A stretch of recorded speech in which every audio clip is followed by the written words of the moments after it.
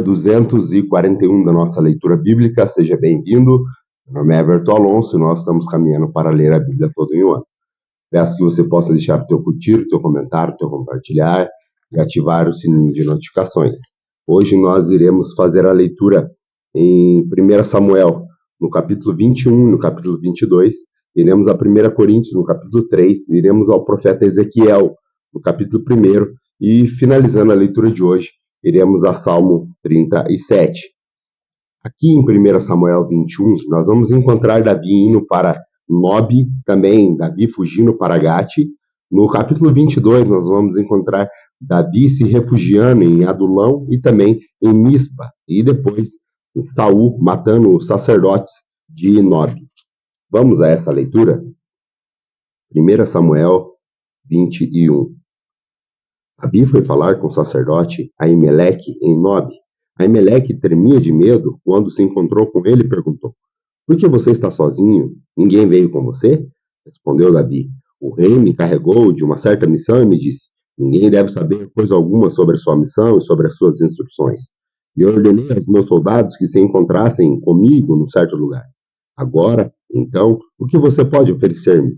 Dê-me 5 pães ou algo de que tiver." O sacerdote, contudo, respondeu a Davi: "Não tenho pão comum, somente pão consagrado. Se os soldados não tiverem relações com mulheres recentemente, podem comê-lo." Davi respondeu: "Certamente que não, pois este é o nosso costume sempre que saímos em campanha. Não tocamos em mulheres. Esses homens mantêm o seu corpo puro, mesmo em missões comuns, quanto mais hoje." Então o sacerdote lhe deu os pães consagrados, visto que não havia outro além do pão da presença, e havia sido retirado diante do Senhor, e substituído por pão quente no dia que era tirado. Aconteceu que um servo de Saul estava ali naquele dia, cumprindo seus deveres diante do Senhor. Era o edomita Doeg, chefe dos pastores de Saul. Davi perguntou a Aimeleque: "Você tem uma lança ou uma espada aqui?" "Não trouxe a minha espada, nem outra qualquer arma, pois o rei exigiu urgência." O sacerdote respondeu: "A espada de Golias, o filisteu que você o matou no vale de Elá, está enrolada num pano atrás do colete sacerdotal. Se quiser, pegue-a. Não há nenhuma outra espada." Davi disse: "Não há outra melhor. Dê-me essa espada." Aquele dia, Davi fugiu de Saul e foi procurar Aquis, rei de Gate. Todavia, os conselheiros de Aquis lhe disseram: "Não é este Davi, o rei da terra de Israel? Não é aquele acerca de quem cantavam em suas danças? Saul matou milhares, Davi dezenas de milhares?" Davi levou a sério aquelas palavras e ficou com muito medo de Aquis, rei de Gate. Por isso, na presença deles, fingiu que estava louco.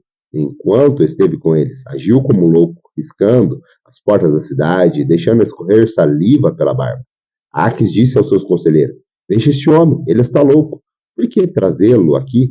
Será que me faltam loucos para que vocês o tragam para agir como doido na minha frente? O que ele veio fazer no meu palácio?" 1 Samuel, capítulo 22. Davi fugiu da cidade de Gate e foi para a caverna de Adulão. Quando seus irmãos e a sua família de seu pai souberam disso, foram até lá para encontrá-lo. Também se juntaram-se a ele todos os que estavam em dificuldades, os endividados, os descontentes. Ele se tornou líder deles. Havia cerca de 400 homens com ele. De lá, Davi foi para Mispa, em Moabe, e disse ao rei de Moabe: "Posso deixar meu pai e minha mãe virem para cá e ficarem contigo até que eu saiba o que Deus fará comigo?" E assim, Davi os deixou com o rei de Moabe, e lá eles ficaram enquanto Davi permaneceu na fortaleza. Contudo, o profeta Gade disse a Davi: "Não fique na fortaleza, vá para o Judá." Então Davi foi para a floresta de Herete. Saul ficou sabendo que Davi e seus homens tinham sido descobertos. Saul estava sentado com a mão na lança, debaixo da tamargueira, na colina de Gibeá, com todos os seus oficiais ao redor. Ele lhes disse: "Ouçam, homens de Benjamim. Será que o filho de Jessé dará a todos vocês terras e vinhas? Será que ele os fará todos comandantes de 1000 e comandantes de 100? É por isso que todos vocês têm conspirado contra mim? Ninguém me informa quando meu filho fez acordo com o filho de Jessé. Nenhum de vocês se preocupa comigo, nem me avisa que o meu filho incitou o meu servo a ficar à minha espreita, como está fazendo hoje. Entretanto, Doeg, o edomita, que estava com os oficiais de saúde, disse: Vi o filho de Jessé chegar a Nob e encontrar com Aimeleque, filho de Aitube. Aimeleque consultou o Senhor em favor dele. Também lhe deu provisões e a espada de Golias, o filisteu. Então o rei mandou chamar o sacerdote Aimeleque, filho de Aitube, e toda a família de seu pai, que eram sacerdotes de Nob, e todos foram falar com o rei. E Saul disse: Ouça agora, filho de Aitube. Ele respondeu: Sim, meu senhor. Saul lhe disse: Por que vocês conspiraram contra mim, você e o filho de Jessé? Por que você lhe deu comida e espada e consultou a Deus em favor dele, para que se rebelasse contra mim e me armasse cilada? Como ele está fazendo? Emelec respondeu ao rei: Quem em todos os teus oficiais é tão leal contra Davi, o genro do rei, capitão da sua guarda pessoal e altamente respeitado em sua casa? Será que foi essa a primeira vez que consultei a Deus em favor dele? Certamente que não. Que o rei não acuse a mim, seu servo, nem a qualquer um da família de meu pai, pois seu servo nada sabe acerca do que está acontecendo. O rei, porém, disse: Com certeza você será morto, Aimeleque, você e toda a família de seu pai. Em seguida, o rei ordenou aos guardas que estavam ao seu lado: Mate o sacerdote do Senhor, pois eles também apoiam Davi. Sabiam que ele estava fugindo, mas nada me informaram. Contudo, os oficiais do rei recusaram erguer as mãos para matar o sacerdote do Senhor. Então o rei ordenou a Doeg: Mate o sacerdote, e ele os matou. Naquele dia, matou 85 homens que vestiam túnica de linho. Além disso, Saul mandou matar os habitantes de Nob, a cidade do sacerdote, homens, mulheres, crianças, recém-nascidos, bois, jumentas e ovelhas. Entretanto, Abiatar, filho de Aimeleque e neto de Aitube, escapou e fugiu para juntar-se a Davi. E lhe contou que Saul havia matado os sacerdotes do Senhor. Então Davi disse a Abiatar: Naquele dia, quando o edomita Doeg estava ali, eu sabia que ele não deixaria de levar a informação a Saul. Sou responsável pela morte de toda a família de seu pai. Fique comigo, não tenha medo. O homem que está atrás de sua vida também está atrás da minha. Mas você estará salvo comigo. Vamos agora ao livro de 1 Coríntios. 1 Coríntios, no capítulo 3. Aqui, o apóstolo Paulo vai falar sobre as divisões na igreja. Vamos a essa leitura? 1 Coríntios 3. Irmãos, não pude falar a vocês como os espirituais, mas como os carnais, como as crianças em Cristo. Dei a vocês leite e não alimentos sólidos, pois vocês não estavam em condições de recebê-lo. De fato, vocês ainda não estão em condições, pois ainda são carnais. Porque, visto que há inveja e divisões entre vocês, não estão sendo carnais e agindo como mundanos? Pois, quando alguém diz, eu sou de Paulo, o outro, eu sou de Apolo, não estão sendo mundanos? Afinal de contas, quem é Apolo? Quem é Paulo? Apenas servos, por meio dos quais vocês vieram a crer, conforme o ministério que o Senhor atribuiu a cada um. Eu plantei, Paulo regou, mas é Deus que fez crescer, de modo que nem mesmo o que planta, nem o que rega são alguma coisa, mas unicamente Deus, que efetua o crescimento. O que planta e o que rega têm um só propósito, e cada um será recompensado de acordo com o propósito do seu próprio trabalho. Pois nós somos cooperadores de Deus. Vocês são lavouras de Deus e edifício de Deus, conforme a graça de Deus que me foi concedida. Eu, como sábio construtor, lancei o alicerce e outro está construindo sobre ele. Contudo, veja cada um como constrói, porque ninguém pode colocar outro alicerce além do que já está posto, que é Jesus Cristo. Se alguém constrói sobre esse alicerce, usando ouro, prata, pedras preciosas, madeira, feno ou palha, sua obra será mostrada, porque o dia de Deus trará, porque o dia a luz trará, pois será revelado pelo fogo que provará a qualidade da obra de cada um. Se o que alguém construiu permanecer, esse será a sua recompensa. Se o que alguém construiu se queimar, esse sofrerá prejuízo. Contudo, será salvo como alguém que escapa através do fogo. Vocês não sabem que são santuário de Deus e que o Espírito de Deus habita em vocês? Se alguém destruir o santuário de Deus, Deus o destruirá. Pois o santuário de Deus, que são vocês, é sagrado. Não se engane. Se algum de vocês pensa que é sábio, segundo os padrões dessa era, deve tornar-se louco para que se torne sábio. Porque a sabedoria deste mundo é loucura aos olhos de Deus. Pois está escrito, Ele apanha os sábios na astúcia deles. E também o Senhor conhece os pensamentos dos sábios e sabe como são fúteis. Portanto, ninguém se glorie em homens, porque todas as coisas são de vocês. Seja Paulo, seja Apolo, seja Pedro, seja o mundo, a vida, a morte, o presente ou o futuro, tudo é de vocês, e vocês são de Cristo, e Cristo de Deus. Vamos à leitura agora, iniciarmos mais um livro das Sagradas Escrituras. Dessa feita, nós iremos em outro profeta maior, o profeta Ezequiel. Aqui em Ezequiel, no capítulo 1, nós vamos ler o profeta Ezequiel falando sobre os seres viventes e também a glória do Senhor. Vamos a essa leitura?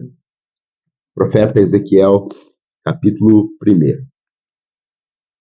Era o 5º dia do 4º mês do 30º ano, e eu estava entre os exilados, junto ao rio Quebar. Abriram-se os céus e eu tive visões de Deus.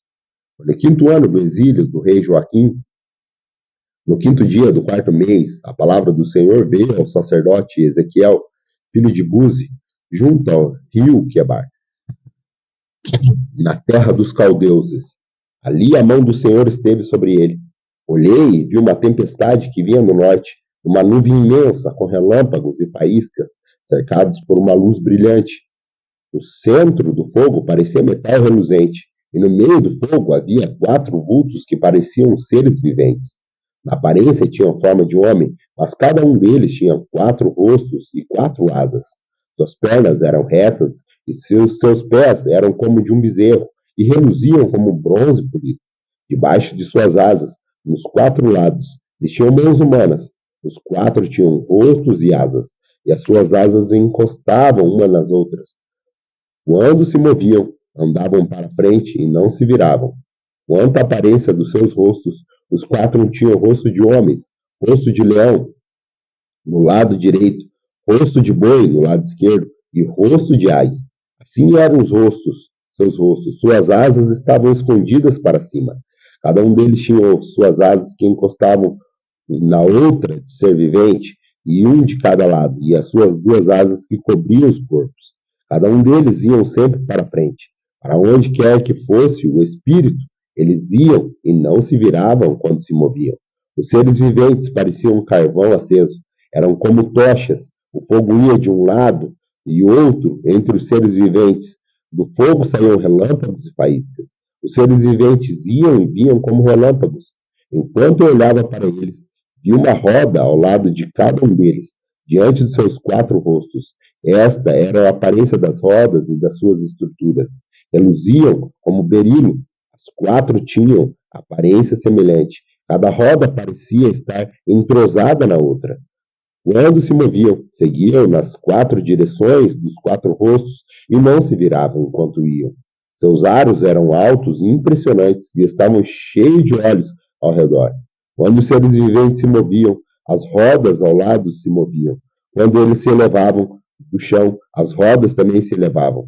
Para onde quer que o espírito fosse, os seres viventes iam, e as rodas o seguiam, porque o mesmo espírito estava nelas. Quando os seres viventes se moviam, elas também se moviam. Quando eles ficavam imóveis, elas também ficavam. E quando os seres viventes se elevavam do chão, as rodas também se elevavam com eles, porque o mesmo espírito deles estava nelas. Acima das cabeças dos seres viventes estava o que parecia uma abóbora, reluzente como gelo, e impressionante. Debaixo dela, cada ser vivente estendia 2 asas, as que estavam mais próximas, umas com as 2 asas cobriam o corpo. Ouvi o ruído de suas asas enquanto voavam. Parecia o ruído de muitas águas. Parecia a voz do Todo-Poderoso. Era um ruído estrondoso, como de um exército. Quando paravam, fechavam as asas. Então veio a voz de cima da abóbada sobre as cabeças, e enquanto eles ficavam suas asas fechadas, acima da abóbada, sobre as suas cabeças havia o que parecia o trono de safira, e bem no alto, sobre o trono, havia uma figura que parecia de um homem. Vi que a parte de cima, que lhe parecia a cintura dele, parecia metal brilhante, como se estivesse cheio de fogo, e a parte de baixo parecia fogo, e as luzes brilhantes o cercavam, tal como a aparência do arco-íris nas nuvens em um dia chuvoso. Assim era o resplendor. Desculpa, assim era o resplendor ao seu redor. Essa era a aparência da figura da glória de Deus, do Senhor. Quando a vi, prostrei-me com o rosto em terra e ouvi a voz de alguém falando. Vamos agora à nossa última leitura de hoje. A nossa última leitura de hoje está lá no livro de Salmo, Salmo 37. Aqui nós vamos ver também um salmo davídico. Ele vai falar para que, mesmo vendo homens infiéis, homens ímpios e cruéis, ele ainda vê que o Senhor é a salvação dos justos. Vamos à leitura. Salmo 37. Não se aborreçam por causa dos homens maus e não tenham inveja dos perversos. Pois como o capim logo secarão, como a relva verde logo murcharão.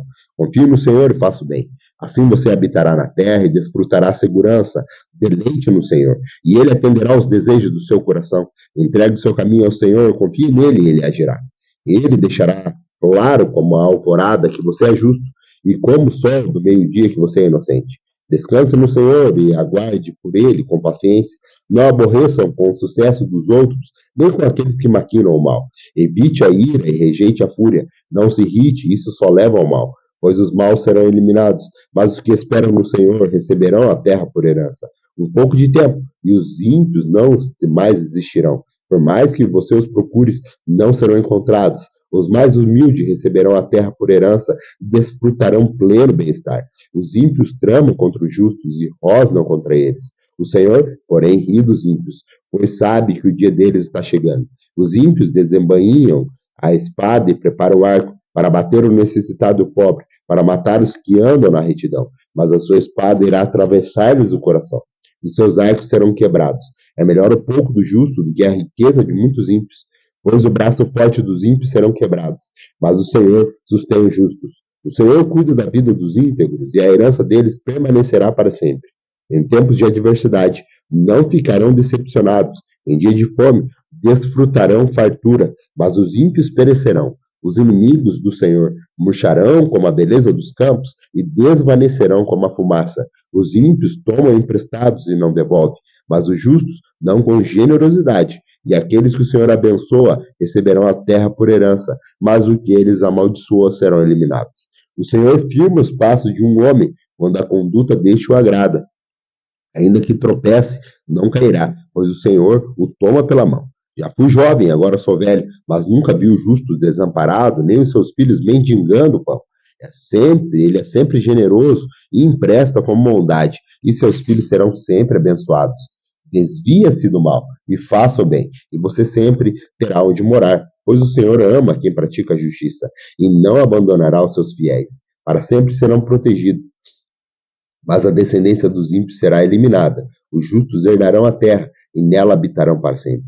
A boca do justo profere sabedoria, e a língua fala conforme a justiça. Ele traz no coração a lei do Senhor, nunca pisará em falso. O ímpio ficará à espreita do justo, querendo matá-lo, mas o Senhor não deixará cair em suas mãos, e nem permitirá que o condene quando for julgado. Espere no Senhor e siga a sua vontade. Ele o exaltará, dando-lhe terra por herança. Quando os ímpios forem eliminados, você o verá. Vi um homem ímpio e cruel, florescendo com frondosa árvore nativa, mas logo desapareceu e não mais existe. Embora eu procurasse, não pôde ser encontrado. Considere o íntegro, observe o justo. Há um futuro para o homem de paz, mas todos os rebeldes serão destruídos. Futuro para os ímpios nunca haverá. Do Senhor vem a salvação do justo. Ele é a sua fortaleza na hora da adversidade. O Senhor os ajuda e livra. Ele os livra dos ímpios e os salva, porque nele se refugiam. Grato pela tua companhia. Aguardo você amanhã para mais um dia da nossa leitura bíblica. Até lá.